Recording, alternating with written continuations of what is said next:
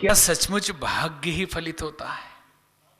पुरुषार्थ की कोई भूमिका नहीं होती है। वास्तव में भाग्य ही फलित होता है। जो भाग्य में लिखा है वही होता है। अगर ऐसा न होता, यहां यह भी समझ लें कि हम जिस फिलॉसफी में विश्वास करते हैं, हिंदू फिलॉसफी में, उसकी मान्यता है कि पूर्व जन्म भी काम करता है। पूर्व जन्म के प्रारब्ध कर्म भी हमारे साथ आते हैं। विषय को हम इसलिए अभी क्लियर करना चाहते हैं कि पूर्व जन्म के कर्मों के कारण कोई अमीर घर में पैदा हो जाता है, कोई गरीब घर में पैदा हो जाता है, कोई सुविधा संपन्न बाल्यकाल से ही हो जाता है, कोई दरिद्र के घर में, कोई अंबानी के घर में। उसने तो कोई अभी पुरुषार्थ नहीं किया। कोई स्वस्थ और सुंदर पैदा होता है और कोई बीमार अपाहिज पैदा हो जाता है। यहां तक अलग बात है कि पूर्व जन्म के कर्मों के कारण आपको दरिद्रता मिल गई या संपन्नता मिल गई, लेकिन यहां आने के बाद जो भाग्य है, क्या उस भाग्य को बदला जा सकता है या भाग्य को हम भोगने के लिए बाधित हैं? रामचरितमानस को अगर ध्यान देंगे आप, तो पार्वती जी के भाग्य की चर्चा नारद जी ने किया है।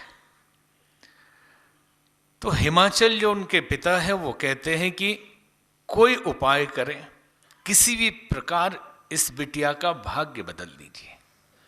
तो नारद मुनि ने कहा, कह मुनीस हिमवंत सुनु, जो विधि लिखा ललाट, देव धनुज नर नाग मुनि को न मेटनहार।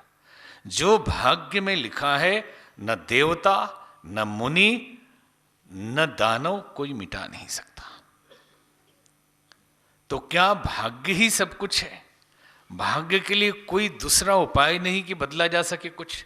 तो अगले लाइन में कहते हैं कि जो तप करे कुमारी तुम्हारी, भवियो मेट सकहीं त्रिपुरारी। यदि आपकी कन्या तपस्या करे तो भाग्य भगवान बदल सकते हैं। तो तपस्या क्या है? क्या है तपस्या जिसे करने से भाग्य भी बदल जाता है? लोक मान्यता तो यह है, हमने देखा भी, आपने भी देखा है कि कोई एक पैर पे खड़ा रहता है, कोई मौन रहता है, कोई भूखे रहता है, कोई सड़क पे रहता है, एकांत में रहता है। हम बाहरी दृष्टि से मान लेते हैं कि यह तपस्या है।